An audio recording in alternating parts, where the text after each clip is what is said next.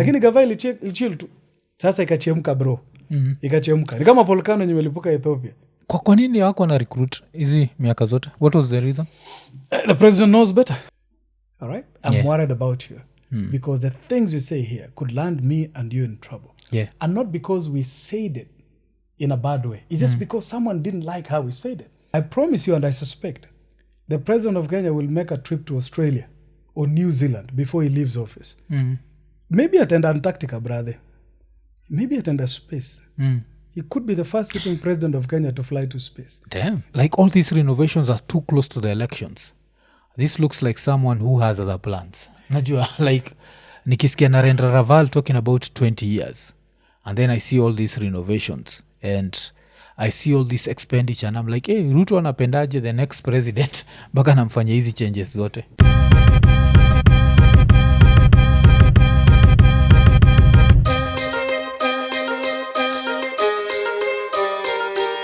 IKONINI.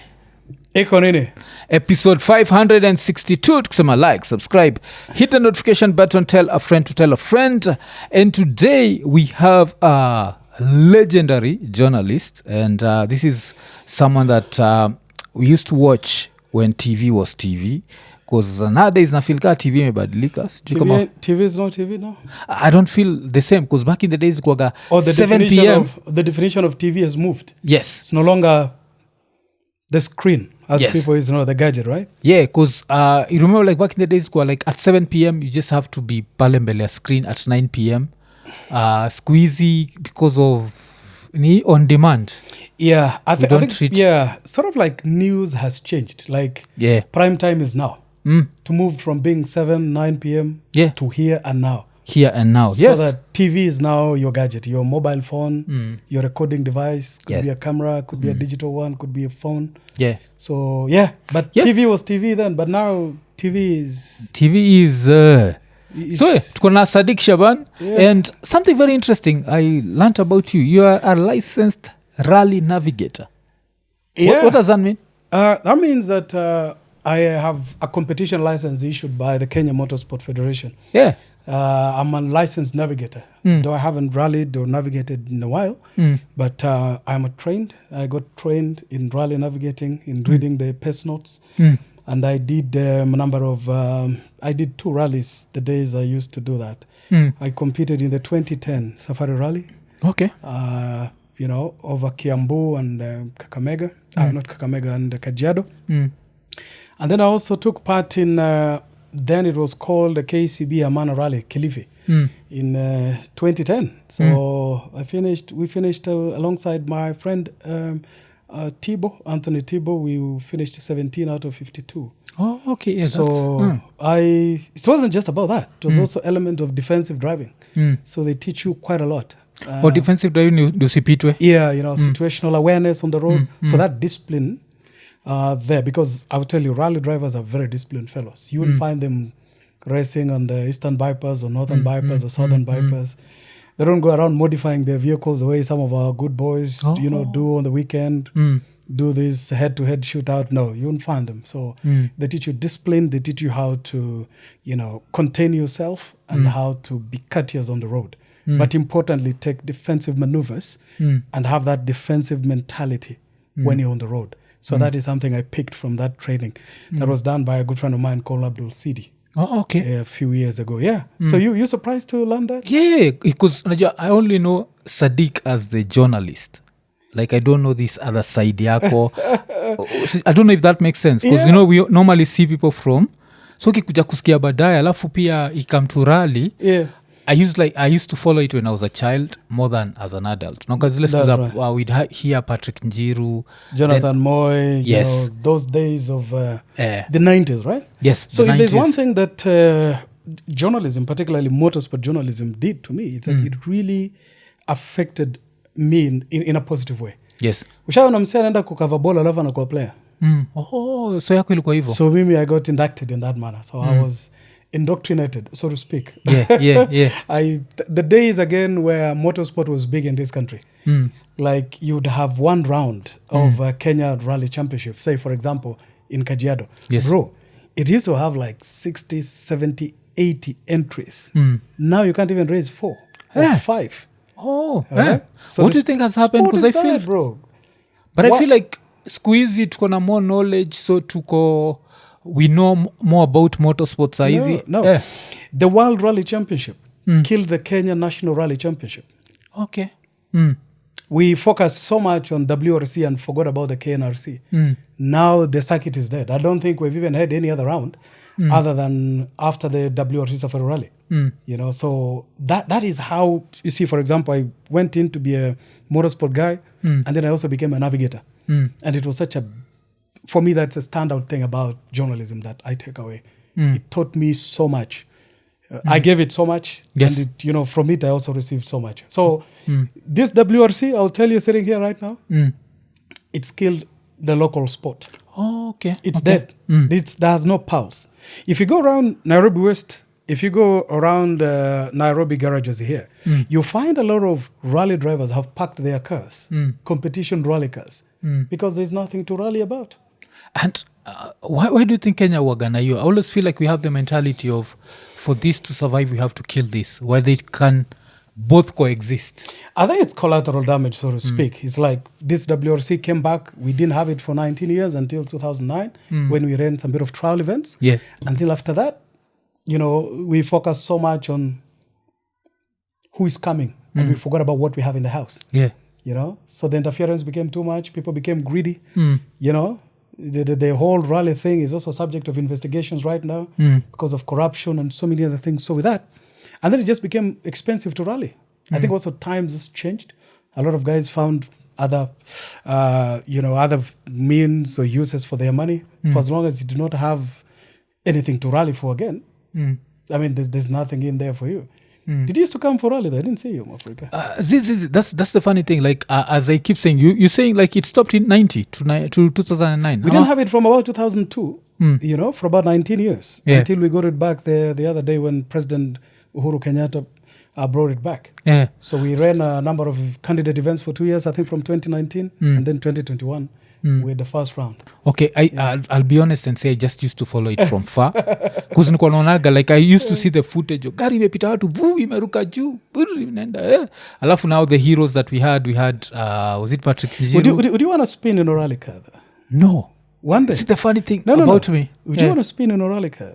Yeah, naweza. But kama niko passenger seat, alafu niko passenger seat, alafu nimevaa helmet, everything that everyone does, like the safety harness. The safety, stuff. yes. Oh yeah, yeah. I'll tell you what. In the coming days, there's gonna be the rally cross. It's a new form of sport. It combines the traditional rallying on surface, right? You have smooth surface and asphalt. Yes. Usually, a very good one happens in Machakos. You should come around. Okay. One of the Sundays, we'll send you an invitation, one of the guys to give you a good spin there. I think you'll relive your golden days as a young man. Okay, because I saw Nani did one and it was so interesting. This girl, Mamitos, do you call your video? Oh, yeah, Mamito was given a spin. Yeah. In WRC cars, right? Yeah. Bro, tell you what. Those are factory cars, huh? If for you to sit in that rally car, it's advisable you don't eat. Oh, okay. Throughout, you understand? If you have loose stomach. You know what's up, right? I don't want to gamble, so I'd rather not eat than find out I have a loose stomach and I didn't know. That is apex adrenaline rush. You would never get anything like that. From there, you go to Formula 1 car. All right? It's comparable. Yeah. Because the kick you get from that, bro, you don't need to be high. The rally car itself will make you high. Yeah. And so now kwasa nini kwanta ku understand the rally navigator is the guy who sits next to the driver and calls the notes. So if you see all that noise, you think the driver has mastered or has memorized the route. No. You call the notes. You have something called pace notes. Yes. It's like shorthand. It's abbreviated, right? So you as a navigator, your job is to sit there and call it out. Yeah. So you may hear something like a triple caution, long, medium, right? Max brow, caution. So to a normal ear, you may not know what it is, but the driver internalizes that and interprets to mean there is danger. You reduce your speed here. Here it's flat out. I mean, you kanyagia kabisa, you wield your kanyagia kabisa kwa mabati. Okay? And then there's a part you either go slow in, fast out. So that's the navigator. Navigator is like the maid in the car. And they get blamed for all the accidents. Oh, okay. I think may make mistake. Puncture, it's navigator's work. Why? As labda wewe ndio uko call your pest note vizuri. So driver anasema aligonga puncture, aligonga mayo kwa sababu yako. Ama if we roll, it's always a navigator's mistake. So you see the nerves it has to take for you to accept all that. And have you been involved in like accident as a navigator? Yeah, training rally. One of those training rallies, the media rally. Yes. Sometime in, I think it was about 2012, 2013 in Athi River. We were doing some media rally organized by a very good friend of mine, the late Ben Mushemi. You used to call him Baba Shiro. Yeah. You know, Ben Mushemi. So he used to organize in that. So it was very good. But we got an accident. It's kawaida, by the way. Rally drivers do have so many accidents that they bother to remember. Because the safety harness and the safety features in the car would most likely, survive. Protect you. So you'll survive to tell another story. Yeah, because amnaga head-on collisions. It's mostly either the car rolls. It's probably a rollover or you go out. And this is the difference between guys who do their MOTs on the road. Have you ever used Nairobi, the Southern Bypass on Saturday night or Sunday morning? I've not used it, but Don't. I know it's dangerous. It's one of the most dangerous roads in Nairobi now. That's where Nani died, Mtoyo Masharia. Yeah, I think so. Yeah. Yes. And the same thing is now on the Nairobi Expressway. You find guys with Subaru, but it's mostly Volkswagen. Guys with the Mark models of Volkswagen. Guys are racing on the Nairobi Expressway. Okay? But I think that's more of a government problem. Like, stop it. If you know it happens, just arrest a few people and how do you explain someone doing 290 kph on Nairobi Expressway? He takes 5 minutes, about 6 minutes, less than 7 minutes from Lolongo to Westlands. As soon as you're endangering other people's lives, you become a criminal. Absolutely. Because unajua hiyo yenyu ni it's a controlled environment. It is. It's all professionals. It's all what. Yeah. Hapo umekuja, maybe there's someone with that L sign kwa gari yake. That's right. Hajui how to react. It's probably family just going about, they're using the expressway, or you're taking someone to the hospital. Could be a pregnant woman, or could be a child. You're taking the hospital, this kind of thing. Or just enjoying a nice ride, on a Friday evening. And then you find some Yahoo boys, call them Yahoo boys, come around speeding on 3-digit speeds. I'll tell you something. I stopped using Nairobi Expressway on weekend nights. And I avoid as much as possible using Nairobi Southern Bypass on end months, particularly on Friday evenings, Saturday evenings, and Sunday mornings. I think there's an accident that happened. It reminds me. There's an accident that happened on a Friday. Yeah. And I remember I reacted to it because I was angry at Musiria. Okay. So this person was speeding in a Volkswagen. I got that accident too. I was out with Musiria. Yeah. The guy that killed DJ Nani's wife. Yes. Yeah. I love you remember when I saw Musiria was there like advising this person, no, you should not do. I'm like, that's a criminal. They need to be arrested and they need to go through the whole, because you can't endanger people's lives because you're having fun. Those guys were racing from, I think they were racing from GM roundabout. They wanted to go to Westlands and they wanted to find out who is going to get there first. Their friends made it through, but this guy didn't.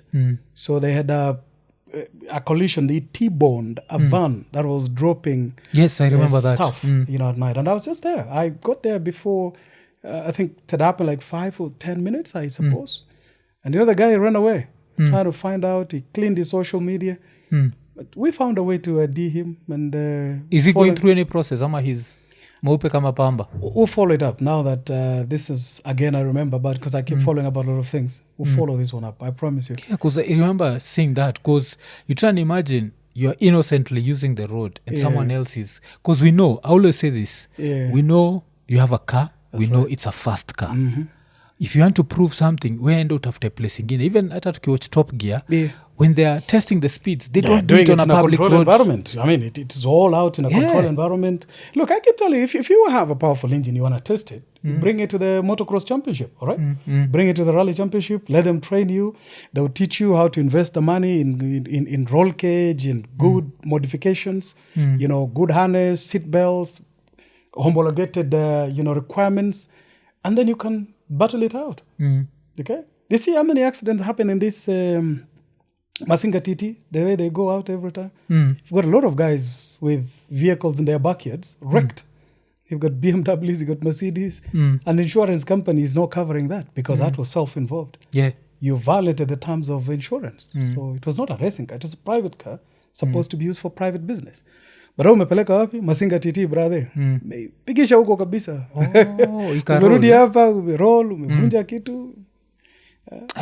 So cause hata I remember kuna nini vile umesema hivyo remind there's someone I don't know what he calls himself, it's Turbo something on Twitter alikuwa anasema the way a lot of Kenyans who buy German machines end up crashing them in less than 3 months cause hiyo ujinga. The fact that umeona hiyo a lot of guys go to these backyards, go to these estates, you will see magari zimefungwa na covers za gari. Just open it up, you'll see it's probably a BMW, most likely a Volkswagen.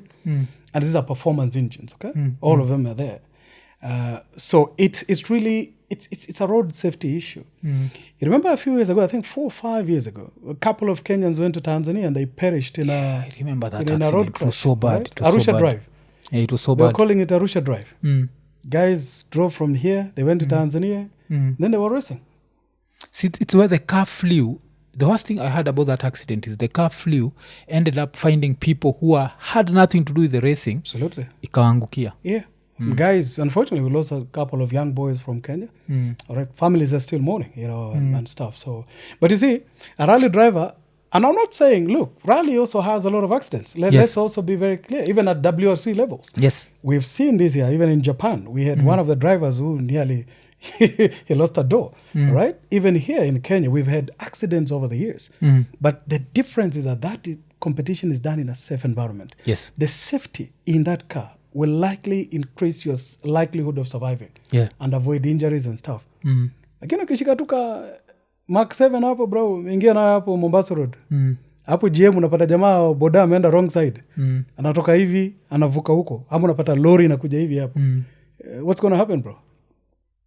And I'll tell you, no one wants to wake up to those scenes. And we do. Sometimes people need to spare thought to journalists and first responders. Yeah, the things you see every day in the morning. Kila mtu anatoroka wewe ndio unaenda hiyo scene, brother. Ebu imagine. Yeah, the amount of deaths you see. Yeah. And I think this is why. I mean, when Dennis Onsarigo was here a couple of days, saw that interview. Dennis spoke about Kibaki being the worst president. And he took a flag for it. Yeah. But I support him, though. I support Dennis because in the same token, you have post-election violence that ruined the lives and mental health of journalists like myself. Right? What if it wasn't easy seeing all the things we saw? And very few people understand Boniface Mwangi in this country. Boni saw the worst that this country had to offer 18 years ago. I was out there with him. I saw Boniface Mwangi with another good friend of mine, the late Geshero. He was a photographer in Standard Group. They were robbed at gunpoint hapo Kibera DC. Ukumbuka ile ya kitambo ile wacha sasa hivi ile wameka hapo kuna karaunda hapo. Sasa hata kuna ofisi ile DC kwa district commissioner hapo ya kitambo ile ya Tene. The guys were robbed there. We were just across on the side. And Boniface was out there filming and taking photos. All right? So the thing is, Kibaki was the worst president. I agree. Because the thing him and others that put Kenya through affected the mental health of many journalists, including myself. Because in 2007, I was a young guy. Just of, 2 years of college, and I was beginning my career. Then, alongside Muhammad Ali and so many other things. Yes. Mwafrika, the things we saw is still fresh in my mind. I think because I always point that out, and I think what pisses people off is they want to justify he changed the country economically, and I always tell them that it came at the price of democracy. And because of him, we don't trust elections. Absolutely. And it came at the price of people's lives. There are people who are living with injuries now. Lives were lost and limbs were broken. People who have scars from post-election violence. And more, the post-election violence is now 18 years old. It's a generation now. Yeah, it's a full adult. It's a full adult. All right? You can vote. Absolutely. Can make changes. So if you have an 18-year-old, that child is as old as a post-election violence. So it's very easy to forget what may have happened. And you see, we're going to 2027, same thing, same vibe we saw during that time. You see, the by-elections that are going on now, people are beating each other, cars are being damaged, and all those things. So the embers are still smoldering. So again, we keep saying that people shouldn't forget this thing. Okay, and maybe something that someone would counter with this is they'd say the Kriegler Commission, the Kriegler Commission that is, say that they do not know who won. And the question is there any question about who won 2007? I think the jury is still out there about who won. The late Raila Odinga kept insisting until the last day he died that he was robbed. We mwenyewe ukiona, like, from what you saw during that time, is there any doubt in your mind? Look, the elections in 2007 were clearly stolen. I mean, I can say that. I've said that before. The elections were stolen. We were out there covering election. I was in Mombasa, bro. The things I saw in Mishomoroni, Chief, Likoni, hey, is the reason I don't even want to go to those. Saizi ukiniambia nende Mishomoroni, mi siwezi enda. Sipitiangi hata huko, nilikataa huko, siwezi pitia.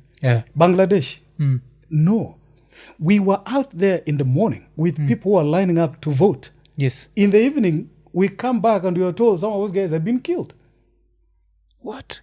So the guy who was voting in the morning is dead. Or you find an arm, you're told this belongs to the guy who was voting. All right? And why? Because they say we were chased out of this place. All our the ballot boxes were open, you know. There were ballot papers on the ground. And, you know, there were claims that ballot had been pre-marked and taken into, some polling stations. And we keep asking ourselves, if it weren't stolen then, okay, probably wouldn't have the chaos that we did because each party felt aggrieved. Yes. And I think the events leading after that, gave everybody very clear indication that this was stolen election. Kibaki saw himself in at night. Yes. All right. Plus your gap, a whole gap here, 1 million will disappear overnight. Exactly. And there was a lot of restrictions then. Media, don't do this, don't go live. Mishuki was telling us, don't go live, don't do it. So that period of darkness, I am so happy. It's no longer there. Mwaf, we're going to the election in 2027. And I'm just saying, if IBC thinks it's going to pull the same moves, the one it did in 2007, then it's not going to happen. Because here's the point. Kenya has moved within that time. In terms of transparency and accountability. You and I now, we have phones. A lot of people have smartphones. And this is the problem journalism is going through. That why should you wait until 9 o'clock to show us the news that is happening here and someone has already uploaded it online? Yes. See? So IBC saying, for instance, that we don't have 4G or 5G coverage in this area should not arise because there's Starlink now. Yes. So you can transmit the results from anywhere. And Kenyans don't have a problem with IBC procuring Starlink kits. The funny thing is, when you say that, it reminds me, was it last week? It's last week when I was telling people that Safaricom signed a deal with Starlink to target the most remote areas in Kenya. Then I remember when I covered that, I said, now we don't want to hear this nonsense of it's taking 3 days for the results kufika bomas. Or, for instance, you have a tallying center here, and they're telling you the provisional tallying center is like 50 or 60 kilometers away. The days of transporting the ballot on the road without people declaring the results at the constituency level or at the polling station should not arise. Tunapiga kura hapa, brother. Tunahesabia hapa, wewe chukua yako, mimi chukua yangu, spoiled votes ni ngapi? Valid cast ni ngapi? Iishie hapo. Transmit kila mtu akiwa hapo. Yaani wewe ukiwa hapo mwaf, kwe kuja hata wewe na Starlink yako. Enda live hapo. Yes. Kuja na hii podcast yako, weka nje ya tallying center na uende live. Kuja na generator yako. Kama una pesa ya stima, kuja na generator. Yes. Kuja na zile mobile kits, whatever, do it there. Okay? So you transmit the results from there. By the time unatoka Malika Nakuru, kaa Njoro. Kuna ka notorious hole inakuwa Njoro. Mali ndio inaletanga hii shida yote. Walikuwa nasemaga zamani ati ballot papers za Baringo zinatolewa huko za Nakuru. There's a notorious hole in Njoro. Huko ndio tunaenda kupiga kambi hii time. watu wahesabu hapo, wamalizie hapo, wadeclare hapo. IBC ni clerical peke yake. Chairman wa IBC ni clerical. Usiongeze, usipunguze, usifanye chochote. And that is how we're going to save this country. Mwaf, remember, we have new voters. Yes. Kids who just maliza at high school the other day Yes. are now eligible to vote in 2027. Yes. If they get the IDs now, this year, next year, they will vote. Remember, we've not done voter registration last year. Yes. We didn't do it the other year. We have not done it since Ruto came to power. Yes. We are now doing even police now and army recruitment and prison for the first time. So they are new voters. Yes. These guys must be told, okay, that they wield the power. They wield the power. And those guys, in fact, that is the future of this country. Yes. So that election confidence must be there. But I'm passionate about it because I saw the post-election violence alongside the likes of Kinaboni and stuff. And one of the things that it has also done to me as a journalist, if you see the things I write and the way I speak sometimes. Yeah, no naga. That's the reason we're going to It's probably, you know, has its foundation there. Yeah. So how do you feel about people who look at Boni and say he's an opportunist, that even his covering of 2007 was opportunist because he ended up publishing a book based on the photos, blah. Filaje, kisikia hivyo? If there's one guy I really respect in this country and hold in very high esteem, is Boniface Mwangi. He knows it.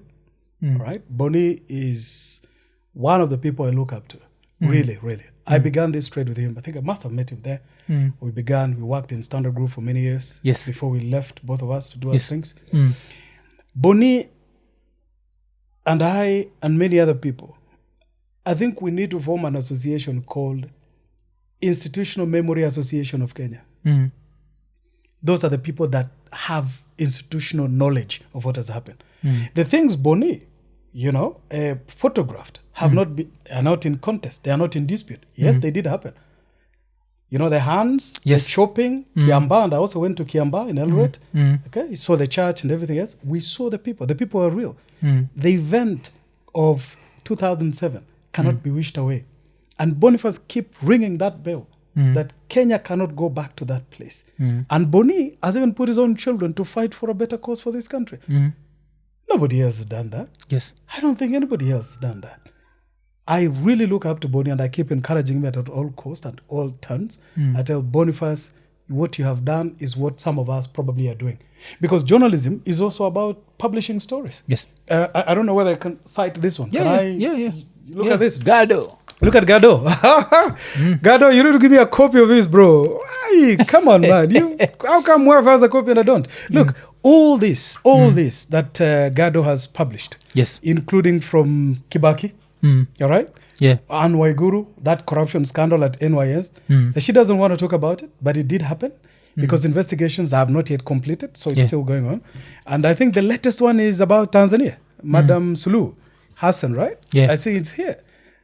So again, this is what we're talking about. So this is institutional memory. Yes. A lot of people do not want to remember what happened. Yeah. And that is the problem they have with Boni.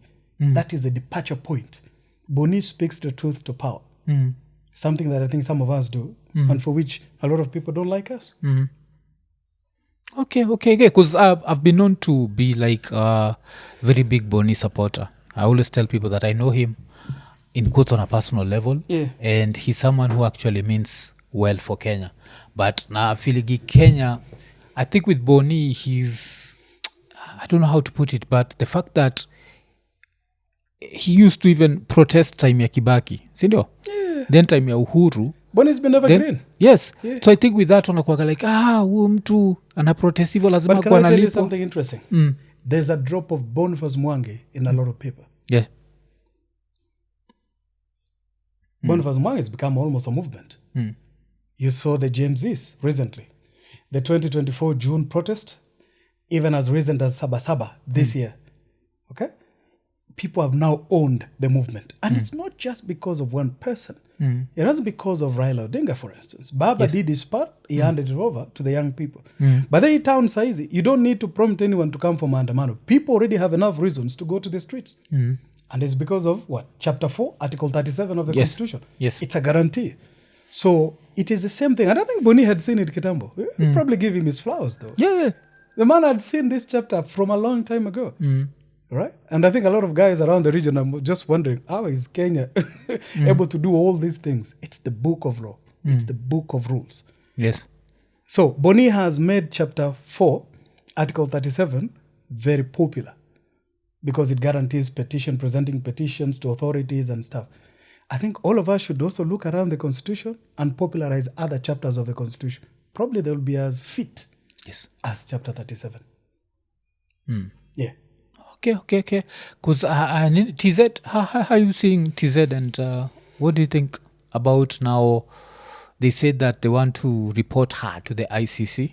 So, bro, one of the things that I really, really, really feel the journalists of Tanzania. I've got a lot of friends. I'm not going to mention them on this podcast. I know a lot of friends in there.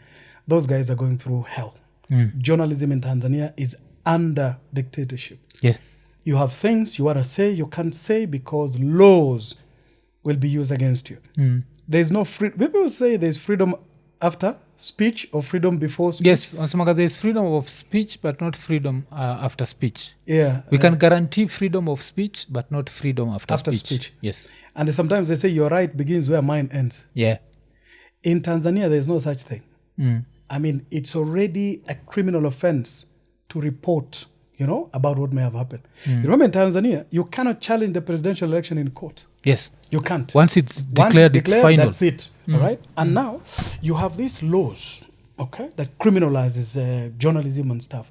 And I'm happy that, a lot of lawyers are now picking this up now and having elements around ICC. Senators in the US and other countries are now calling for independent investigations in Tanzania. We are talking about figures of 3,000 people who may have died. By the way, that's more than the post-election violence in Kenya. Yes. Like the videos, you saw the videos from Wananyamala. Horrific. Even Kenya haikuwa hiyo level. Horrific. All right. Like the amount of government brutality. We were talking Kenya, the numbers never, formal, official or whatnot. Really never. And this just happened in what? We had post-election violence Kenya from... ilikuwa 1 month, sindio? Yeah. From less than 5 days. 27th of December 2008 until Kofi Annan came on 28th of February. Yes. So it was a period of almost 3 months. This one was what? A week? Less than a week. I think it was 5 days. By the time everybody's done, the bullets have, the guns have gone silent. 3,000 people plus were dead. But you see what you can do? You cannot stop families from grieving. And we are now seeing graves of people, families who are mourning their people. So Tanzania is where Kenya was 30 years ago when we were talking about the repealing of Section 2A of the multi-party democracy in Kenya. That is where Tanzania is, equally with Uganda. All right? And one thing I'm worried about? These are the people we're going to co-host Africa Cup of Nations in 2027 with. Yes. EKONINI, nimeinterrupt show kukuremind juu ya LemFi. Kama uko US ama Canada na unataka kutuma do Kenya, register kwa LemFi ukitumia promo code EKONINI. Hii itakuguarantee $20 cashback on your first $100 transaction. Alafu pia time una register, make sure umetick the 2 checkboxes za notifications ndio ukireceive info about amazing offers through newsletters. Na pia usijali, LemFi hawatumagi hizi letters za, yani unajua like messages za kipumbavu. Pia usisahau, every time una transact $50 and above una earn points. Na the more una transact, the more points you earn and you can redeem them as cash ile time unatuma pesa.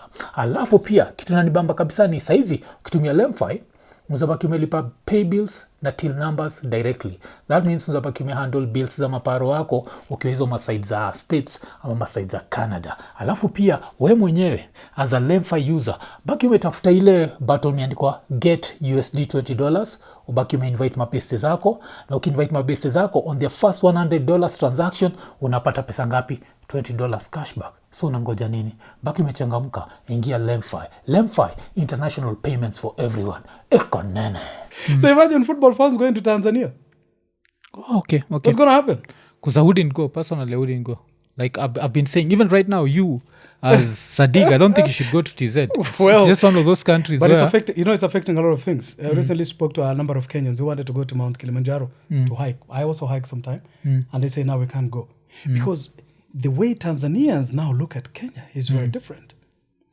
Si ndo tunaharibu, tunavuruga amani. Sisi ndio wao walikuwa wazuri wale wametulia watoto wazuri sisi ndio wabaya sasa. But Tanzania is now getting its eureka moment. It's going through that. This is where we were 30 years ago. So by the time they come around, do the constitution review, hopefully, and allow free speech, free media and whatnot, it's probably going to take them another 2 generations. Yeah. And it's sad because sikio brother utakuwa mzee. Hii nywele hata itakuwa hapo. Utakuwa kana nani? Politician gani Kenya hii sasa ni mzee unaweza compare na kaangalia. Usipige in how many years? Tunaongea by the time wata 2 generation in 36 years. Hebu ipigishe 40. Utakuwa buru. Utakuwa buru tu niko. Unajua it's Unakuwa jita Afrika. I guess so. Bado tustick tu baba yao sasa wakaruyo. Baba yao Mwafrika, mwanzilishi. Babu yao kwanza. Yeye ni babu yao. That's hiyo ni ya life pia. Vile iko So TZ maze poleni bana. But really for a lot of people who died watching this, we feel for you. I mean, we absolutely commiserate with you. Poleni jamaa wa Tanzania, ndugu zetu, tunaombea kila lilo heri lilo njema. Familia ambao walipoteza watu, poleni jameni, Mungu awarehemu, Mungu awape amani, manake kinachoendelea Tanzania kwa sasa sio kizuri. Lakini Tanzania wenyewe lazima watafute haki. Na uwiano, truth and reconciliation. That is the only way. We went there with Kriegler and so many others after post-election violence. So Tanzania is there as well. And I think as someone who covered 2007, you knew the government of Tanzania was going to react violently, yes? But did you expect it to be that level? No, nobody expected the level for them to go this way. I mean, we've always known Tanzania as want to project itself as a different country, cut from a different cloth, not regional. We want to be the good boy, for example, the good girl of the region, away from the stain, the good behaved, the blue-eyed boy of the region. But you see, again, look at what is happening. I mean, wake up and smell the roses. The uprising by young people isn't just confined to Kenya. Uganda is also going through their own version of maandamano. I mean, you see the presidential elections are coming up and the natural factors are working against Museveni. So you're likely to have natural transition in Uganda, same way you've had problems in Cameroon. Protests were there. Again, look at the Indian Ocean territory of Madagascar. President, left the country, is now in exile. Asia also, we also had problems in, I think, Nepal and this country. So this is not a Kenyan issue, it's not a Tanzanian, it's a Gen Z issue. And when young people take, things matters into their own right, then it's become... You asked me a question earlier, and I think I want to tie up with this one. The young people of this time, we should be afraid. These guys are more knowledgeable, they are more exposed. All right. I have a lecturer friend teaching in a public university is telling me the other day, I am having problem lecturing because as I'm lecturing here, guys are here on ChatGPT and other things. So the instruction, the medium of instruction that's supposed to be me here as an instructor of knowledge and you receive of knowledge, that gap is wiped out. Because you have young people who now know more and they're challenging lecturers. Well, I mean, there's nothing wrong with that, but you see, they're redefining a lot of things. They are moving the goalpost and the cheesecake, if you will. So the same people we saw in Kenya, people looked at young people of Kenya and said, ile maandamano tu ya kawaida itaisha. But it has gotten stronger. Mwaf, if you ask me sitting here, I think kuna maandamano moja inakuja kali sana in the coming days. I feel it. Because there are still a lot of issues that have not been tackled since the last time guys went out on the streets. It's just been swept under the carpet. Okay? Itafika wakati siku moja unaamka asubuhi hapa, unatoka kwa nyumba hapa unashangaa, hii baro mbona hakuna mtu? And I promise you, siku unatoka kwa nyumba uone hakuna barabara, hakuna magari kwa barabara, ujue ndio siku ya maandamano. Inakuna imenuka tu. Unaamka siku moja hivi unaona jamaa wanarudi wote home. Unaamka manaiba leo magari zote ziko kwa parking. Ni nini? Jamaa anakuambia hapo South Sea kupitiki. Nairobi West tumeona aiendeki. Mlolongo Embakasi kwa hiyo bridge hakuna. Okay? So you see this Gen Z issues people want to talk about na wanasema wazee wataki kuangalia. It is going to consume this country. And we said it. We told the government last year, before this whole thing began. Yes. Mwafa hawa jamaa kwa hapo tao kila siku Sunday wakipiga mapicha nini. Unajua imesaidia hawa jamaa, they now feel comfortable in the streets. Hii tao kila mtu anajua sana. Hizi street zote za hizi, unajua hata street lakini hujui jina yake. Yes. Juu watu waliingia huko wote ndani. Jamaa wako kwa street. Watu wanakuja hapo, wanapiga picha zile za so hapo kwa street. Umeona Sunday vile tao iko? Yes. Kila mtu anatafuta nafasi. Wote vijana wataenda wapi? I'm so glad sitting here that at least 10,000 of them were recruited into the police last week. Hao jamaa ndio wangekuwa wameenda ile miaka 2022. Hiyo rende 2023 wangekuwa wameabsorb another 10k. 2024 wangekuwa wamechukua another 10,000. Hii mwaka wangekuwa wamechukua another 10,000. Hiyo ni ngapi? Around 30,000. Yes. Hao jamaa wangekuwa wametoka. Hiyo hasira ingepungua. Lakini gava ilichill tu. Sasa ikachemka bro. Ikachemka. Ni kama volcano yenye imelipuka Ethiopia. Kwa nini hawako na recruit hizi miaka zote? What was the reason? The president knows better. He's a commander in chief. So again, nobody else can give this order. And then of course you see the problem we've had was the power between the National Police Service Commission and the Inspector General of Police. See? But again, speaking broadly, you can't sit here and not speculate the reason as to why. There was no police recruitment. For the first time, that cycle was discontinued. Kibaki did his 10 years and there were people throughout. Yes. There was employment in the police service and the discipline forces by Uhuru for the years he was the president. Hata wakati wa uchaguzi hiyo mwaka kulikuwa na wajamaa waliandikwa job. Yeah. By the 2022 Ruto aliingia hakukuwa nayo. 2023 hakukuwa nayo. 2024 hakujakuwa nayo. So ile ya Uhuru ilikuwa ya mwisho ya 2022 kabla ya election.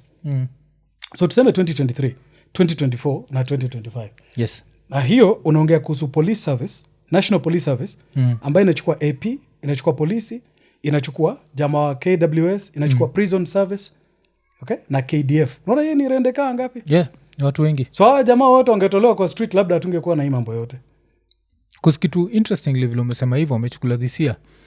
There's a guy who used to work for IKONINI, lakini remotely. Yes, he was recruited anaenda Kiganjo saizi. Sasa wacha gava ende deal na hao vijana sasa wenye walikuwa wanapigana nao kwa street. Wacha ende deal na hao sasa. Waone vijana vile wameiva. Lakini sasa shida ni, have you ever felt this? Movie ili give that ama vijana wale unasema wakisha join gava somehow they forget that they are part of the I want to listen to the story. I want to listen to the story of trainers and recruiters. Already we've seen Kipchumba Murkomen. Amesema vijana wamerudishwa home juzi. Ndom. Why ndom? Kuna vijana wako hapo vegetative, kumbe ni pombe. Jamaa ameenda huko ni mazee, poleni bana. Hii drug na mada watu zungumzia kwa hii show yako siku moja. Tafuta jamaa amerecover. Akushow tu hizo story. Ni ngumu. Watu wanapiga tea hapa, watu wanapiga sherehe kila wakati, lakini they don't realize what they do to themselves. Jamaa wengine wameenda huko wamefanyiwa medical, wameanguka. Wamerudi. Okay? Sasa ile ujeuri yenye serikali ilisema vijana wako nayo kwa street. Yes. Imeenda wapi? Imeenda kwa training sasa. Wazee ni Gen Z bana. Mimi nataka kungoja story yao baadaye tuone. But ndio nakuuliza, you have that much faith in them? I always feel like the police, mtu akisha join the institution of the police, they forget that they are Kenyans and they become part of the oppressive. Unatolewa uraia. Wanasemaga ukiingia pale wanatoa uraia. Wanakuweka uaskari. Ila software ya uraia inatolewa. Yes. So uone kama itatolewa kama Gen Z. Kama raia sasa. Hapo jana tulikuwa ngangana nao kwa street, sasa ndio wataenda kuwa side hiyo nyingine. Wakuja walimana na hao wengine sasa wakati wa maandamano. Si ninakwambia utapata hao wanatoka huko wanatupiga tu risasi kama they were never part of us. I don't know, mpaka mu feel ni kama there is mind control kwa police force. Listen, I think one thing I'm also worried alongside what you're saying is absolutely okay. Yeah. What I'm worried about, Mwaf, is the mental health aspect of these young people. We seem to have forgotten the generation from particularly 2000s. Yes. And those are the guys on the street. Maze, hakuna maandamano nilikosa. Hizo zote nilienda. Of course, I went there to cover. Yes. I was speaking to some of those guys. It's like, at the turn of the millennium, people forgot this group of people. The born 2000s. Make no mistake. Msee alizaliwa 2000, zaini 25 years old. Yes. Na ndio vijana walikuwa hapo. nobody seemed to speak about their mental well-being. See, this, unlike us, this is a generation that grew up with the internet and the computer. Yes. Ona skilezele za madala la network, brother. Simu ilikuwa na liu unaka hapo 10 bob per minute. Okay? Vijana waliingia na hiyo time sasa. Walikuwa watoi wakati internet ilikuwa inaanza kuingia. Siku zile za Safaricom zikianza 202 201 hapo Telcom nini. Vijana wameingia na internet. Yes. Google imewapata hapo. All the social media wamegrow nayo hapo. Yeah. Most of them wakiwa matinis, 10 years and stuff like that. Some of them waliingia hapo. Sasa, vijana, they have been exposed to too much content. Okay? From the world web. Some of us were protected by they in a way. Growing up in the 80s and stuff, and 90s, we didn't get access to a lot of stuff like what is happening on social media. So you could argue in a way. Of course, it's not 100%. Yes. We also had our own problems. But these guys have so much they're dealing with now. The interference in their mind is too much. Now, I'm so worried about young people I know. Because when I say, anasema, akona stress. Anda kujinyuria. Jamaa akona 18 years, 19 years. Okay? Juu ameona watu wengine vile wametritiwa na familia yao. Yes. Jamaa haoni vile. Of course hata si tulikuwa naziona hizo vitu hizo siku. Lakini the way these guys are going through it now, I'm worried about it. And this is a mentality wanapeleka wapi? Kwa training. Ya jeshi, ya polisi and discipline forces. Maze, converting those guys from the state they are, raw, into finished products and hope that they become a different people from where the society is. Mali tumewaplak. Yes. Hapa tumewapiga tear gas, tumewapiga, tumewavunja. Jamaa wameenda huko. Ila asira atarudi nayo huko, brother, ngojeni sasa. Itaiva. So I share in your sentiment. Yes. Hao jamaa wakiwa deployed anti-riot ya kwanza. Juu wanaenda next year wana graduate after. Hawata graduate next year. Yes. So wameanza hii mwaka. So ile batch ya kwanza yenye Ruto ata preside over ni hao. Tuongee hiyo siku. Kama kuna maandamano hivi kidogo. Alafu hao jamaa wetu. Nafikiri hiyo itakuwa ni hasira. Yeah. Juu watakuja kutupiga hapa. Sinakwambia itakuwaga like I've never understood vile I understandigi like a better society a better country is good for all of us. Unless we're going to be surprised pleasantly. Let's also not go so much on that side. Unless you're going to be pleasantly surprised that hii beli hapa ni tofauti. It will break away from that generational curse. Yes. Of what we have seen. We just hope sitting here that these guys will be different.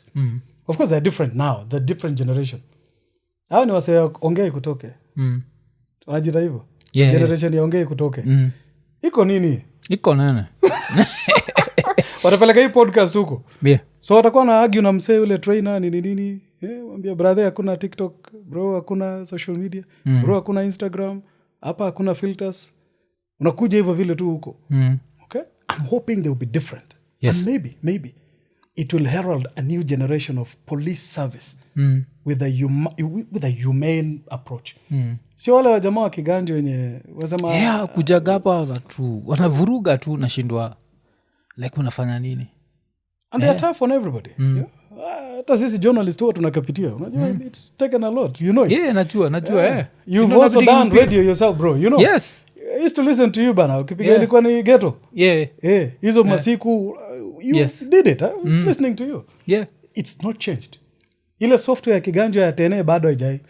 So labda waende na saizi tuko Android ngapi bro? 14 ama 15? I think tuko 14 saizi. 14 Labda hii sasa ndio iko the latest. Juu ile ya kiganjo ni zile Android 1, 2, 3 hata inanga updates, inanga patches. Ni the same tu hapo. Ni violence to against citizens. Yeah, so maybe. Because with TZ nasikia one of the things that has happened is the fact that they used to kill indiscriminately at a lot of even people in the security forces have ended up losing their family members, and that has worked against the government. Unajua vile you saw vile TZ that walikuwa naingia kwa neighborhood and they even shoot into houses, and for the first time their independence celebrations have been cancelled because it's like what is there to celebrate about? Unakumbuka Morgan Heritage akiimba ile song nothing to smile about. Yeah. What is there to celebrate? Okay, people are dead. The president is probably being cited by ICC for possible crimes against humanity. So again, it has taken young people to cancel that. Can you imagine Kenya cancel a celebration? Yeah. just because watu wamesema kutakuwa na maandamano ile siku tunapiga yetu alternative. Nyinyi mnafanya ya celebration huku ya jamhuri, lakini sisi tuko na jamhuri yetu hapa. Yes. Jamhuri ya issues za wananchi. Okay, so again, young people are the future. I keep saying this. Even those guys who are in journalism now, I'm really, really happy about a crop of very ambitious young journalists in Kenya. Yes. Very ambitious, jamaa wa kujituma, very courageous. I see young boys and girls, particularly girls and young women, who are bubbling out of the whole crowd, and they're reaching out and doing a good job. Sometimes I sit down and I wonder, who are we leaving behind in this profession? But then again, I'm so encouraged by a crop of young journalists in this country who are coming up, who have established themselves also. Guys who have 10 years, 15 years. Some of us have probably 20 years now. Guys with 10 years, and they are doing a good job. Journalism in this country is difficult, Muaf, I'll tell you. Doing journalism in Kenya is difficult. All right? You can choose whether you want to be a content creator or a journalist. Okay? You can choose whether you want to be an exhibitionist or a journalist. You can choose whether you want to, make sure that it is your personal life or content that precedes your every mention. There are people who are using this trade for different reasons. The calling is no longer there. Okay? Sometimes we see this and we're like, it's getting into our head. But I'm happy that this profession is in solid hands, safe hands. And those are the guys I look up to. By the way, I learn a lot even from those guys, because they're combining both the traditional journalism and new media, which is a lethal combination. And the government doesn't seem to like it too much. Yeah. In fact, I'm wondering how long we're going to continue having this freedom. The new bill, computer cyber Cybercrime Act. Yes. I don't even know. Have you thought how much it's going to affect you and this kind of free speech that we're having here? You see, the problem I always have with that is when you realize that the big chunk of that was passed during Uhuru's time, it shows you how a president can take advantage of a divided country and pass something. Mse mwingine amekuja tu remix, but the core thing passed under Uhuru. And it also shows you how kulikuwa na ujinga ya, I remember when Uhuru after the disputed 2017/2018 ile time walikuwa like, sasa we are going back to manual register. You remember that? Wakapass manual register. Alafu akaambia judiciary will revisit. So around your time sasa watu wakaanza kumtandika online. Alafu he started your cybercrime mpaka akazoroka. Yes. Uhuru peka alitoroka akienda. Kenyatta ilifunguaga akiendaga akiishia. And you see now the new cyber bill, the cyber harassment and computer misuse and stuff, it has already taken in a couple of guys. All right? There's a very thin line. In fact, we don't even know whether the line is there or whether it is thin. Okay? Or whether it is blurred anymore. Yes. Between what can be considered as fair speech or fair comment and defamation, for instance, or something that the government feels seditious. Sitting here, we are having this conversation, and I know people in Tanzania cannot have this conversation. Yeah. People in Uganda cannot have this conversation. People in Rwanda. People in, again, all those countries, even in Cameroon, sometimes it's very difficult. Yes. But now, we have seen the freedom of expression and information that is in this country. Yes. And someone, somewhere, isn't very happy about it. But then ushaona ego ya mtu iko so compressed, mpaka akichorwa kama caricature, anapeleka vijana kotini. Jamaa akitumia AI hapa i-prompt. Yes. Itoe mwafa anakaa ako like Bogoria huko amekaa vile anakaa. Unaanza unasema mse is misusing the computer. The computer, yes. Ati what you are trying to say is likely to cause fear in this country. Yes, and cause someone to commit suicide, which is do you such know, an a lot ambiguous of things thing. Was said. This is what I like about Raila Odinga. Baba never took anyone to court. Things they said about Raila for many years. Raila had very thin skin. Yes. And he knew that this was the price of democracy. Yes. So I'm worried about you particularly, the people who podcasters, yes, bloggers, vloggers, and people who feel that alternative voice. Yeah. Because not everybody can go mainstream. And a lot of people, in fact, are running away from mainstream to this kind of personalized spaces where they can relate with a few things. I'm worried about you. All right? I'm worried about you. Because the things you say here could land me and you in trouble. Yeah. And not because we said it in a bad way. It's just because someone didn't like how we said it. It is not what we said. It is not the material content of what we said. It's how we said it. Yeah. So you figure out whether there is any line anyway about, freedom of speech and whatnot. But you know something, Mof? Language is very dynamic. And you cannot police language. You cannot legislate language. Language morphs every day, comes up with new ways. Okay? Sasa wewe msee vile unajua stories za Sheng. Mwafu unaweza washasikia ghetto news ya ghetto radio. Yeah. Mi upenda by the way, juu mi akunaka kitu mi ushika. Ghetto radio kianza kuile news in Sheng. Sometimes hata mi pull over kwa gari. Nisikie tu. Yeah. Juu sisikii kitu lakini nataka kusikia. Ebu imagine kupeleka msee kotini kuhusiana na kitu kaa yenye alisema. Tuko na dictionary ya Sheng inakuwaga open to interpretation. Kuna dictionary ya Sheng kama ile ya Macmillan Library ya Macmillan Dictionary ya kuna. Yeah. So people will find a way to speak. You cannot gag people for life. So hii wacha ikam.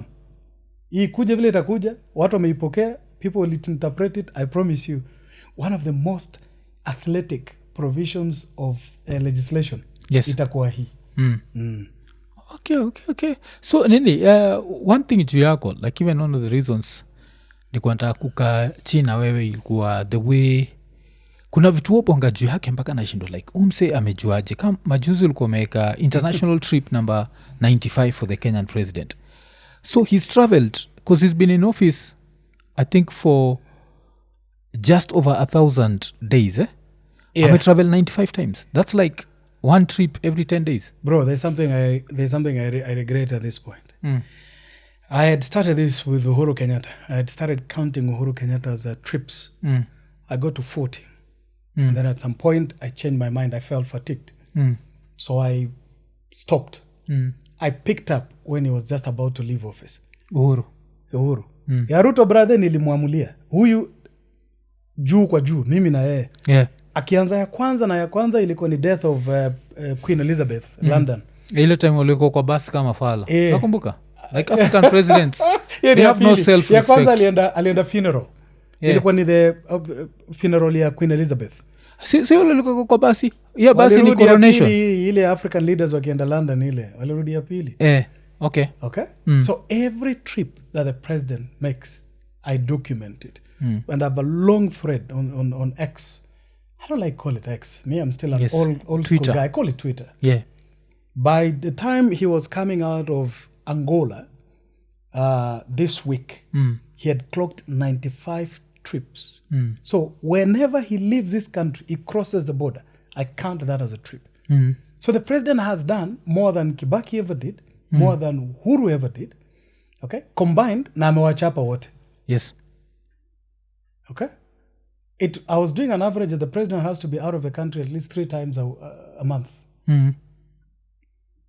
Lazima aende 3 times a month. Yeah. Which is ridiculous. And the place mahali ajaenda saa hii ni Australia. Okay? Ajaenda Brazil, North America, US ameenda. So ajaenda South America, kina Lima, kina Peru, kina Uruguay, Paraguay, Argentina, uko El Salvador, uko ajaenda. Mahali nyingine ajaenda ni alienda South Korea. So North Korea ndio ajaenda. So hiyo sakiti ya US na South Korea ametembeza. Haya, ukiangalia Oceania, hizo makantri ndogo ndogo, mahali Uhuru alienda huko kwa kina Rihanna huko. Barbados, yes. Najua ataziokota. Already amesema ataenda Singapore next year. Kuna ule jamaa alikuwa hapa juzi. I promise you and I suspect the president of Kenya will make a trip to Australia or New Zealand before he leaves office. Maybe ataenda Antarctica, brother. Maybe ataenda space. He could be the first sitting president of Kenya to fly to space. Damn. Because I don't think there is anywhere the president hasn't gone. And rightfully so, he has to go and sell this country and do so many other things. But you want to ask yourself, is this a validation?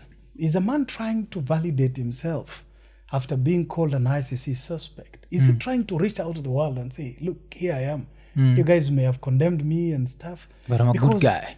And he never delegates these trips. he takes them whole. He chews all of his trips. Because Magufuli never used to travel, isn't he? Yeah, I don't think he did. Magufuli one time, he came to Kenya, but he traveled by road. All right? He did. And you know what I'm worried about as well? It's the cost of his travels. You see, we are sitting here, and State House already has almost blown up its budget for the year. Yes. Just 4 months after the financial year, they have chewed 81% of the budget. There's a lot of renovations going on in state lodges. Okay? Yes. And by the way, our presidential jet is in Netherlands. Oh, okay. It's getting a TLC. It's getting a makeover. Who knows whether we're going to have a new presidential jet in the coming days? What I'm trying to say is, damn, Konene, so unacheki kiti nimekalia ni very comfortable, and saizi kuna vile tume upgrade studio, so kikama hapa kwa studio utapata kuna vile kuna like different cupboards, and the furniture just looks really good, and that's courtesy of Best Furniture.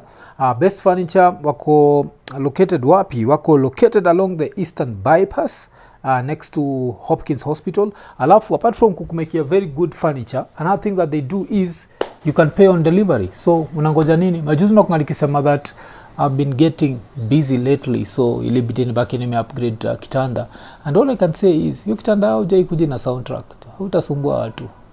So changamka jo. Best Furniture jo. Cheki ule studio ni nguvu unacheki. And ukibaki umereach out to Best Furniture, usisahau Ikonene is the guarantee. Cheki gira inaitwa Ian squeeze one. Haikai uncomfortable. Na ule nakaga iko comfortable mbaya. Best Furniture Ikonene. Lazima nikuulize, is information news ipatagaje? Because kuna time like journalists mtatupatia information hii uko like damn. So plane iko Netherlands. It's in Netherlands. Yeah, we could track it.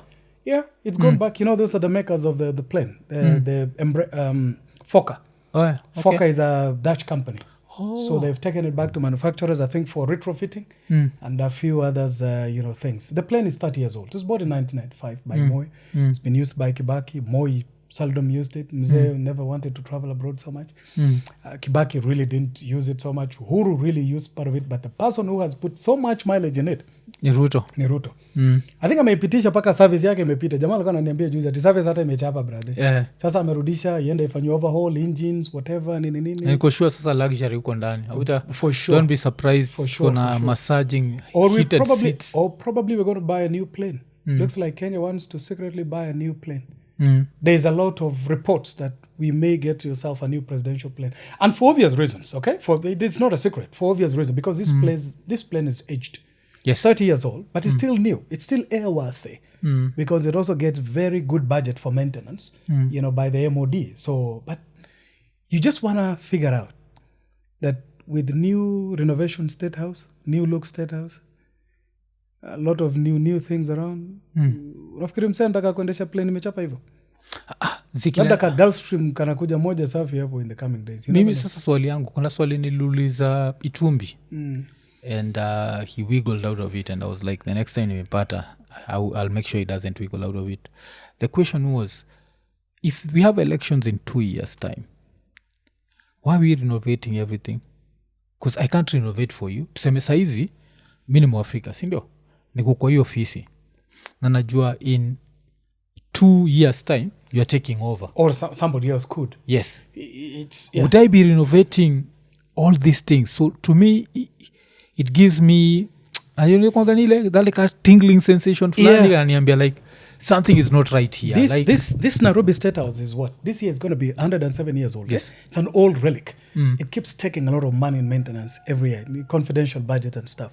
So only that this year again, we've gotten to learn also through, Auditor General and information, freedom of information, that there's just so much going into renovation. By the way, it's not just this one that is being renovated, right? Pia kuna Harambee House, alafu state lodges pia. A lot of them. Like the one in Eldoret is also being renovated, big one. Mombasa Pier. And there are new lodges like Kitui and so many others. So you wonder, you see, we have already devolved governance in this country. Okay? Devolution happened. Governors, Wako, governors are also building state houses on their own. State lodges. Big houses. The spirit of devolution was such that these guys would help the national government do the work from the grassroots. So the president just pay salaries. Yeah. And here's the point. The presidential transport system, the helicopter that he has, Yes. within 45 minutes, it could land anywhere in Kenya. All right? If he lives in Nairobi now, within 35 minutes, 45, he could be in Mandera. He could be in anywhere. So the president can actually fly from Nairobi to even Marsabit and come back within the same day. Yes. So it's possible. All right? Of course, there's a need for national government to be present. And I think the president is kind of worried that he's losing touch, that the counties are taking a lot of effort, a lot of chunk on the ground, that the national government also needs to stamp its authority. Because why would you build state lodges in areas where the president doesn't even come, so often? Alafu also, we're also talking about competing national interests. SHA isn't working, is it? SHA is not working. Let's be honest. So you have so many competing interests on the table right now that people are wondering the rationale behind spending billions in renovating State House, while you have a turnover of so many other things. You have new education system, you have new health system, you haven't recruited police, so many other things, So, and with that, I'm still asking you a question. You don't, apart from the money being spent, you don't have a problem with, like, all these renovations are too close to the elections. This looks like someone who has other plans. Najua, like, nikisikia Narendra Raval talking about 20 years, and then I see all these renovations, and I see all this expenditure, and I'm like, hey, Ruto anapendaje the next president mpaka namfanya hizi changes zote? Push your mic close kidogo. Hivi, I feel like too much ambition breaks a man. But too little of it also doesn't take him anywhere. Yeah. So it's a matter of greed in between there for me and William Ruto. As a journalist, I've seen the kind of struggle he's going through. He's a micromanager. If you ask me what the kind of president he is, he's a micromanager. Yes. He doesn't delegate anything. Ruto takes everything by himself. Have you seen any of his ministers speaking about even their own ministries? It's the president speaking about everything. Yes. From agriculture to defense, to even sports. He's launching everything and speaking about Harambee Stars. So everybody else around him just, becomes a flower boy or a flower girl. And when you have too much ambition like that, you find yourself with too much in the mouth. You cannot chew. Okay? And I think he's going to have constipation, so to speak, in terms of delivery.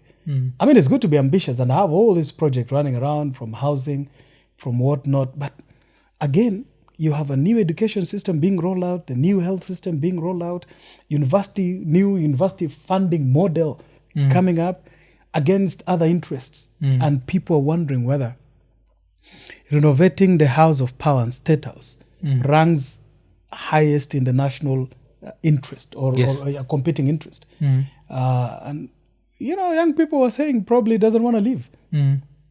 Probably doesn't want to leave. Because this thing would have been done over years. This renovation would have been done, face of it would be done perhaps this time. And then the subsequent, renovation could be done by the guys who are coming. If you do everything now, what is the guy coming next going to do? Did you see the Harambee House one, where even a disabled woman was refusing to move offices because wanataka wa renovate? She's normally, I think, on first floor or second floor, which is like for a disabled person, it's friendly. They wanted to move her to like 8th floor so as to repair Harambee House. And now she lives in her office. The last time I checked, alikuwa naishi kwa ofisi yake. And you're there thinking, what's so urgent about all these renovations? They're super expensive. The things that we need to renovate, for example, Kenyatta Hospital, hazipati any priority. To be honest, to be fair, most of these government offices and buildings are too old. They have been neglected over generations. So, to be honest, there's need to give them a fresh paint. Yes. Also they represent the national government and the administration. But again, you also wonder, with a lot of services that are online, for example, Huduma and so many other things. You want, for instance, Ken, Mwaf, rather, you want to see, a lot of national interest going to serve the people. like cancer cases in this country are on the rise. You know, the Cancer Institute needs a lot of help. We've got a lot of funding which we are receiving from donors for malaria, HIV. All of those ones have now been cut off by the Trump administration. So we have a funding gap, and most of these programs are now either collapsing or you have a very reduced, you know, way in which they are running.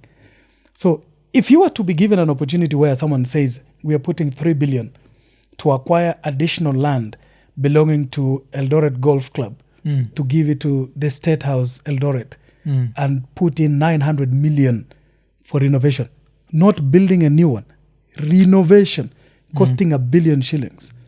Quantity surveyors and people who do all of that will tell you how much is $1 billion shillings. It's enough to put up a new building in Nairobi. Kila kitu ni bulletproof hapo mpaka choo ama. You understand? Like it makes no sense. It makes no sense. Maybe it's also in so look, I don't know anything about that, but let's also be honest. You cannot be accused of not thinking like that, because what's the rationale? All right. Again, we are saying in the fullness of time, we'll be able to see the wisdom or lack of it, of some of the programs that are being undertaken at very rapid and concurrent pace. And Kenyans are saying this is coming at an expense of our lives, of our health, and so many other things. By the way, look at it this way. Capitation money this year was released when schools are getting closed. We have schools this year who are struggling with funding because we didn't have Form 1. You know, Form 1 was first out. So the revenue from schools was reduced this year because there were no Form 1s who were paying school fees. So schools needed to figure out how to earn extra cash or how to survive with the money that they're getting. Yes. With the same students. So these are some of the problems that you're going to see. As to whether it is prudent or not, let's give him time and figure out. Yeah. Alafu pia tubonge juu ya hustler fund. Kwa hustler fund cheki ulikuwa umeandika no security, no pay slip, no title deed, no logbook, no collateral for a loan. But 150 shillings is available. I've been telling you this for years. William Ruto and his friends at Safaricom, Airtel and Telcom Kenya engineered a heist of public funds through the hustler fund. Did you see the Auditor General saying how much cannot be accounted for? Is it about 30 billion now? You a lot of money. Mwaf, money cannot just disappear like that. Okay, there's a digital footprint. It's got to be where. Even if you go to the bank now to withdraw, there's going to be traces. Yes. Okay, listen. When they were launching a hustler fund at Uhuru Park, I think, they dragged all the CEOs of major companies. Okay? Even the guy at Safaricom told another person, napenda sausage yako. All right? The guy was selling him sausage and stuff in terms of trying to sell the hustler fund. Oh, okay. In the coming days after that, we've seen reports, even by Auditor General, saying, guys received money, okay, but we can't find these people. How does 800 million disappear like that? It's like guys went to mobile phone companies, registered ghost lines using IDs of people who died, okay, and got loans in those numbers. As soon as they were dispatched the money, people withdrew the money, used it, and shut off those lines. So those people cannot be traced. You can how does a disbursement of 800 million just happen like that? And you can't find physical recipients of that money. Now we are talking about Hustler Fund, which is now a corruption gravy train for William Ruto. It has given a lot of money. People have defaulted. They are not paying. And the president told them that he cannot put them in CRB. Yes. I remember your part. Apart from CRB, ilikuwa hata wasipolipa, they can't be forced. There's a term that he used that didn't make sense. Now, if you say it's a corruption, and it actually makes sense. Because if you give people, no wambie, si lazima mlipe, hatutawafuata hata msipolipa. Can you try and go to the bank right now and ask for 10,000 shilling loan? See the kind of documentation they would need. They would need guarantee, they would need, security and so many other things. There's no such thing as free lunch. Yes. Somebody's got to pay for this money. This money has been stolen, it's been pilfered. And people will need to tell us where these billions have gone into. They just don't disappear like this. Hata ukiandikia msee, ukipea msee pesa, ukimtumia kwa simu, you will see this money came from so and so and so and so, umepata pesa ngapi, withdraw. Sahi DCI ikitaka kujua mahali umechukua do, umeenda kutoa wapi, kwa agent ya sijui Safaricom, Airtel Money, watapata hizo vitu zote. Lakini hii unaniambia Hustler Fund hakuna. Women Enterprise Fund, Youth Fund, all of that. How much is the Auditor General talking about?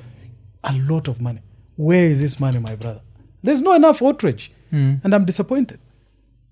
Damn. Because that's such a clean heist. And there's a new one. They call it Nyota, right? Yeah, Nyota. Yeah. This other one that is also coming up. It's also joining this other one here. Because I know this Nyota program was really thought out well. Okay? But maybe the implementation is going to be problematic because the people who conceived this idea are not part of the implementation. And that is going to be the problem. Okay.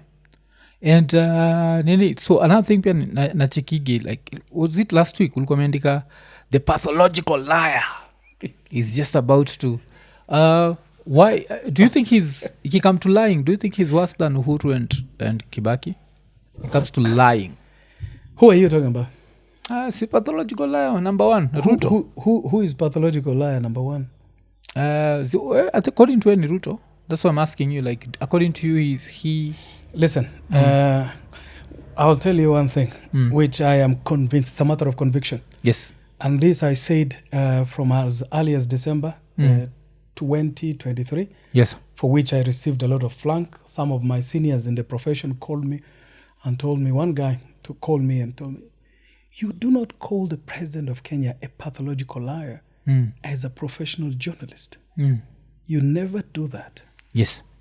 He said it's against all ethics, it's against the Media Act, it's against your fiber as a journalist.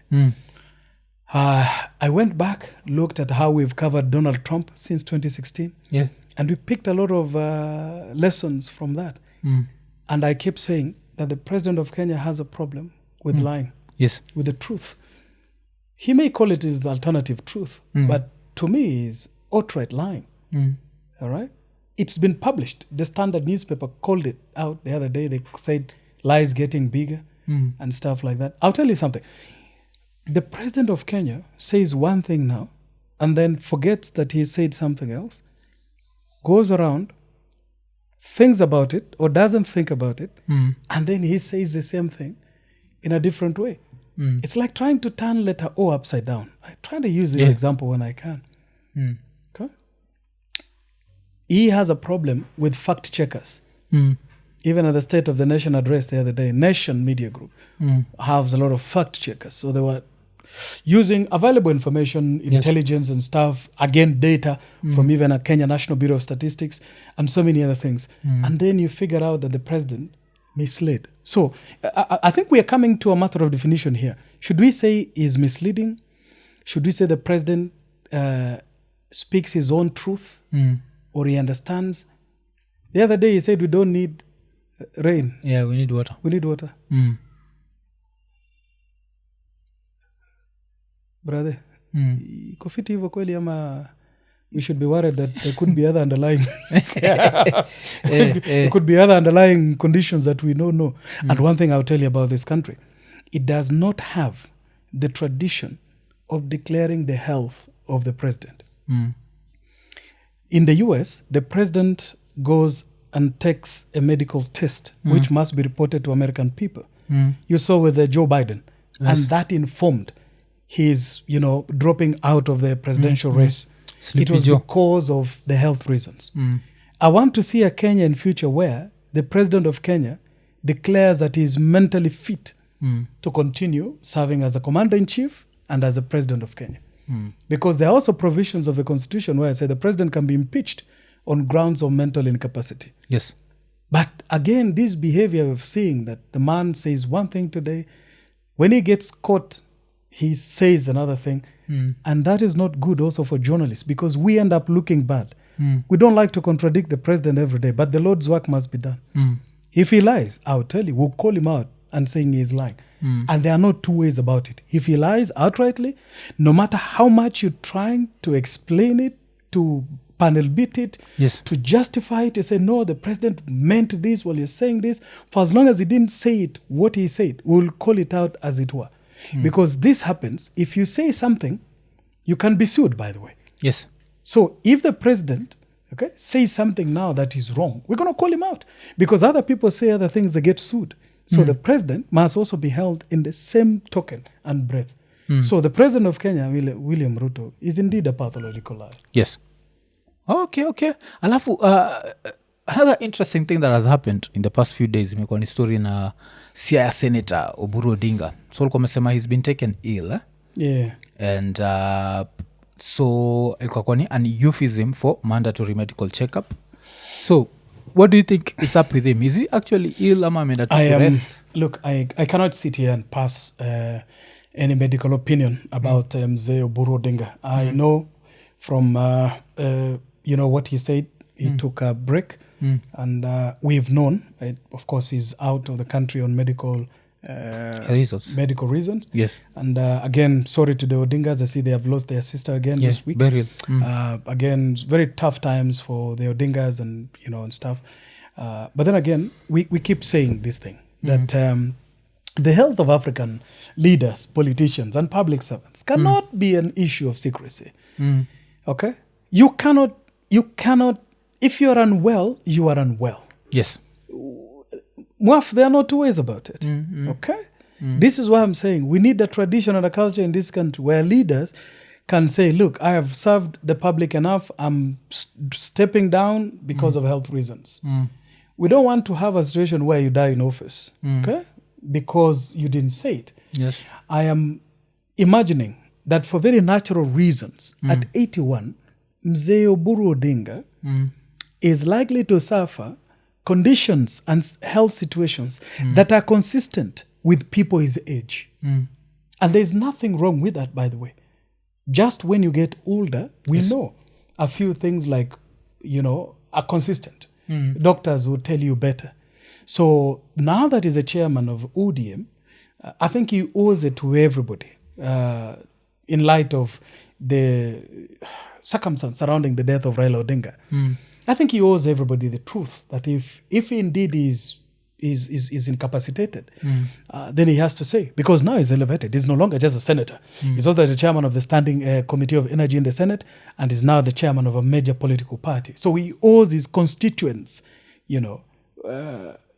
something. Of course, health matters are private, but let's also not say that you can keep that very close to yourself.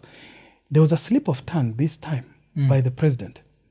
When during Raila Odinga's funeral, the president said he was also in Dubai. When he was speaking about Raila Odinga going for medical checkup, the president seemed to insinuate that he also went to Dubai for medical checkup. That soundbite is in public domain.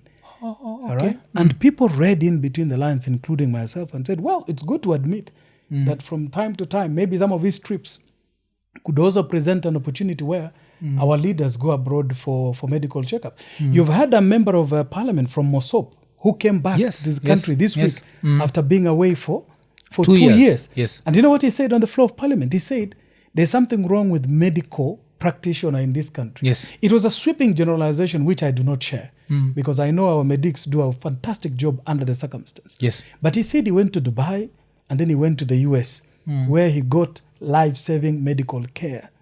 See, the man was away for 2 years. His constituents, Mosop. Yes, it's a stroke, because I can see. Yeah. I think he had a problem, medical condition.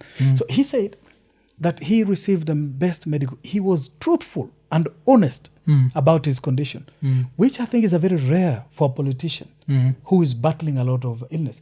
We have a lot of politicians in this country who are sick, Africa, okay, who are sick. Others are retired, and you get to not know about it. Yet the public keeps maintaining, their cost of medication. You see, there's a retirement benefit scheme for the prime minister of this country and for the vice presidents. So the life, for example, and the health of Moody Awori should be a concern to us. The health of Mr. Kalonzo Musyoka should be a concern to us because they are maintained by the taxpayer, because we're paying for them. So Mr. Oburu Odinga, we wish him the best, and we hope that Mzee, when he comes back, he'll be able to at least give us a sense of how he's feeling at this point. Because for Raila, to be honest, Mzee, there are people who still believe that Raila isn't dead. Yeah. Yeah, people who still say Baba is just away. Baba, well, you're away. Yeah. All right? You feel Baba is just going for medical and stuff like that because it took everybody by surprise. And there's a secrecy around which, that we do not want to see. Yes. For instance, if the president of Kenya, for example, he's gone to Dubai for medical, it should just be said that the president has gone out for medical. Yeah. We had former President Moi going to Israel for medical checkup. Oh. He said it as much. The other day, President Uhuru Kenyatta said something about his health. Yeah, cancer. And everybody said, okay, Mzee, we wish you the best. You're in our collective thoughts and stuff. So it shouldn't be such a secret. What do you think? Yeah, I don't think it should be a secret. I think for them, especially for Ruto right now, we'd look at it as a weakness. So I understand ama ni wanaume tu, hata saa zile unakuwaga mgonjwa usemi. Yeah. Unaumia tu. Ukisema wewe ni mgonjwa wa watu wanasema ala brother itakuwaje. Alafu for politicians, to kama Raila, you can also see like one of the things that used to happen is not just Raila, if you look at even Maraga right now, you look at Kalonzo, is they have to dye their hair. So kuna kugana hiyo rule. Mazemi ndio mzee hapa. Mimi ndio niko na white hair huko. Yeah. Tunacheki pia. Lakini Mudavadi hana white hair. Yeah. Ushaona Wetangula? Hawanaga. Jamaa So politicians lazima wadae. I think wanaona kurudi soko. Yes. So I think the hair dyeing is to show you that they are not anywhere close to dying, I think. And you see, and the way some of us wanted this grey hair because we used to see our fathers with it. Yeah. We're just wondering, are we ever going to get to that stage? Now we are our fathers, we are here. Yes. Here to feature, brother. Tunatembea now as a mark of badge of honor. Yeah, but politicians never do that. So I think because of that, how is it hiyo nini? Alafu, the funny thing pia ikikam to aging is, I always joke that Ngina Kenyatta is not aging, but inaka pesa ni tamu. You know something? There are laws in this country about the health of first family, both present and retired, that you cannot speak about. Yeah. Let me tell you, for instance, if today you see a well-known VVIP being wheeled into the emergency section of Nairobi Hospital, you are there with your phone, you see, for example, the president or the vice president or the prime minister or the head of the military being wheeled in there. You know, there are laws against which you cannot publish that. Oh, okay. All right? You will see it. You will know about it. And I think it brought one of the politicians a problem one time. There was a politician, I don't want to mention his name. He must have taken a photo of a retired first lady who went out to receive a medical attention at Nairobi Hospital. Which retired? I think it must have been Mama Ngina Kenyatta. Oh. And he must have said something about she's here. And it really got him into trouble with the law. So the thing is, the health of the sitting president and the family is a matter of national security. Yes. It's a matter of national importance. But here's the point. How will Kenyans know if the president is unwell? How will they know? Because the constitution safeguards against having a person who is mentally incapacitated being the leader of this country and the head of the commander-in-chief of the Kenya Defense Forces. So there's a very thin line. And I'm just sitting here in Africa wondering, for instance, what if one day you are somewhere in the bundus out of the city and you witness a horrific air crash involving a very senior leader of this country. You are the only person there. You've probably caught it on camera, on your phone. Okay? You know you cannot break the news, right? Yeah. Okay. You can't do that. You can't break the news. And I don't think a lot of people know that. Oh, sikuwa najua. And that is why you see the president was the only person who was allowed to break the news of General Zagola's death the other day, officially. Yeah. Even if you knew about it, you were not going to say it. The media knew about it. Yeah. But you're waiting for the protocol, from State House, Nairobi, or from the office of the president. So that's why Kina Cyprian, those ones, wakipost, they were breaking the law in quotes, eh? Well, there's a very thin line. There's a very thin line. Because social media is not... And this is why you see the computer misuse is coming into effect. That law to regulate that sphere will claim a few people in the coming days. In fact, even journalists are now wondering, how much is you know, how much are they going to get affected? All this, there's erosion of freedom. So that if something happened to a very key person in this country one day, yes, Mwafrika utashikilia hiyo story yako, ushaikanyagia story, unaikanyagia hiyo story for hours on end. Hata kama wewe mwenyewe unajua hiyo simu yako itakuja itachukuliwa na hakuna kitu utafanya, hakuna mahali utapeleka mtu. Jamaa watakuja wachukua hiyo simu, watembee nayo, wa review hiyo material yote. If they deem that material is contrary to the good public order of this country, hakuna mahali utaweka. Ni hao wenyewe ndio wataifanya. Okay. So ambia jamaa wenye smartphone na bundles, just to watch out. Wanazoona kitu lakini si kila kitu watapublish. Inaweza kuletea shida. Mbaya ngori. Okay. And nini, tukitoka kwa, yani tukistick hapa pia na journalism, is something that you wrote that was very interesting, yes? Ilikuwa ni I think Afrika. Yani umereview hiyo timeline yangu yote. Mukufuata nyongolo kabisa, umenipigia nyongolo kabisa. Mukufuata jokes kuna in the middle of all the abductions, you used to post things nasema umsema ameamua tu anataka kuabductiwa. Kama gani brother? Kama gani sasa?